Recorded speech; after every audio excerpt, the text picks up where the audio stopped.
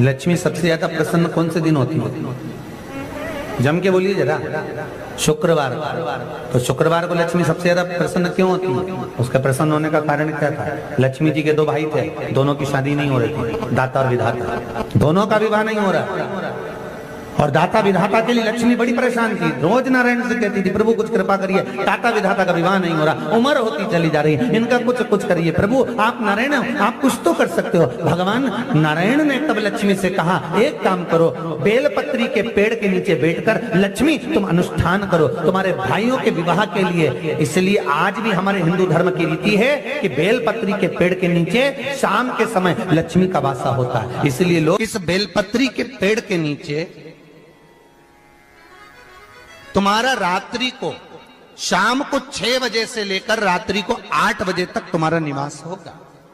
जैसे पीपल के पेड़ में देवताओं का निवास, आपको आप लोगों ने यदि पद्म पुराण पढ़ी होगी या सुनी होगी तो उसमें स्पष्ट कहा है, पीपल के वृक्ष की गणना ध्यान देना, पीपल के वृक्ष में सुबह 4 बजे से लेकर 7 बजे तक ब्रह्मा जी का वासा होता है। पीपल के वृक्ष में सुबह 7 बजे तक ब्रह्मा जी का वासा, 7 बजे से लेकर 10:30 बजे तक पीपल के वृक्ष में भगवान विष्णु का वासा होता है। कितनी बजे तक? 10:30। 10:30 से लेकर 11:30-12 बजे तक पीपल के वृक्ष में पितरों का वासा होता है। इसलिए हमारे यहाँ पितरों को श्राद्ध पक्ष में जो भोजन कराया जाता है वो 10:30 से 12 के बीच में कराया जाता है। 12 बजे के बाद पीपल के वृक्ष में दोपहर के 1:30 बजे तक आहूतों का वासा रहता है। आहूत कौन? जो गर्भ में शांत हो गए, जो कुंवारी अवस्था में शांत हो गए, जो जन्म लेने के बाद उनका विवाह नहीं हुआ और शांत हो गए, उन आहूतों का वासा उस पीपल के वृक्ष में दोपहर में 1:30 बजे तक रहता है। उसके बाद में प्रेतों का वासा चालू होता है। इसलिए दोपहर के समय पीपल के पेड़ की परिक्रमा नहीं होती। फिर शाम को 4 बजे से 7 बजे तक पीपल के वृक्ष में शंकर जी का वासा होता है। इसलिए शाम के समय पीपल की परिक्रमा नहीं होती। 7 बजे के बाद में पीपल के वृक्ष में रात्रि को 9 बजे तक कुबेर का वासा होता है। फिर 9 बजे के बाद में प्रेतवास चालू होता है पीपल के वृक्ष में। उसी तरह बेलपत्री का जो वृक्ष है, उस बेलपत्री के वृक्ष के नीचे रात्रि को 8 बजे से लेकर 12 बजे तक बेलपत्री के पेड़ के नीचे कुबेर का निवास होता है। महाराज कुबेर का निवास। प्रयास करा करो इसी बेलपत्री के पेड़ के नीचे हम दीप लगाएं, घी का दीप। यदि संपदा की कमी हो तो, अगर भगवान ने खूब संपदा दी है तो भले मत लगाओ, कोई दिक्कत।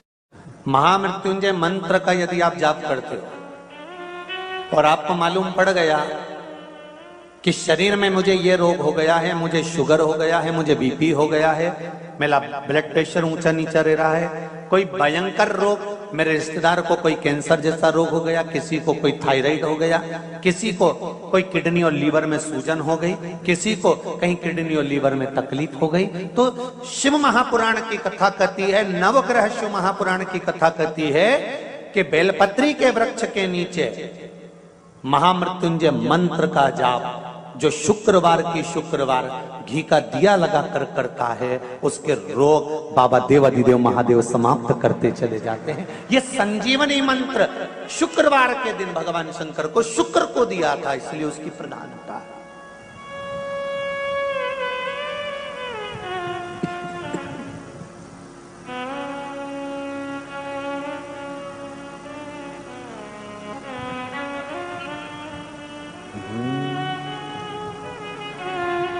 ये वो संजीवनी मंत्र।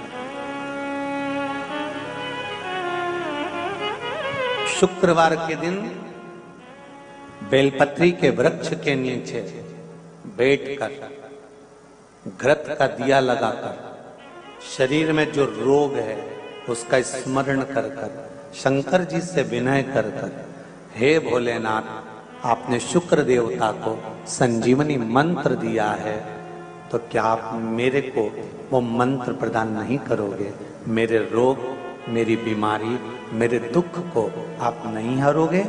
शिव से कहो ये शरीर आपने दिया है और भजन करने के लिए दिया है, स्मरण करने के लिए दिया है, कीर्तन करने के लिए दिया है, तो संभालोगे भी आप। और बेलपत्री की ओर मुख कर कर घी का दिया लगाकर महामृत्युंजय मंत्र का स्मरण कर लेने पर धीरे धीरे धीरे धीरे धीरे धीरे वो रोग समाप्ति की ओर आता चले जाता है। शंकर भगवान को तुलसी नहीं चढ़ती, केवल एक बैकुंठ चतुर्दशी के दिन चढ़ती है, वो भी रात्रि के समय पर 12 से 4 के बीच में। पर शंकर भगवान को तुलसी नहीं चढ़ती। पर पद्म पुराण कहती है कि शंकर भगवान के मंदिर के बाहर जो तुलसी का वृंद लगाया जाता है, शिव जी के मंदिर के बाहर जो तुलसी का पौधा लगा रहता है या लगाया जाता है, उस तुलसी के पौधे में जितनी मंजरियां लगती हैं, उस मंजरियों में जितने दाने लगते हैं, उतने दाने गिन लिए जाएं और उतने समय का बैकुंठ का वास उस मनुष्य को प्राप्त हो जाता है मृत्यु के बाद।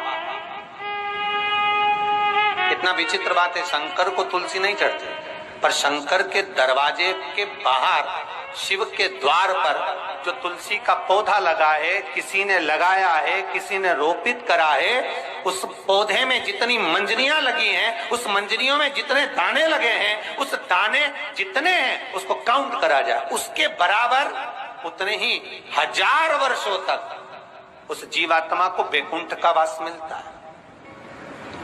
क्यों? उसकी कथा भी यहां पर वर्णन है।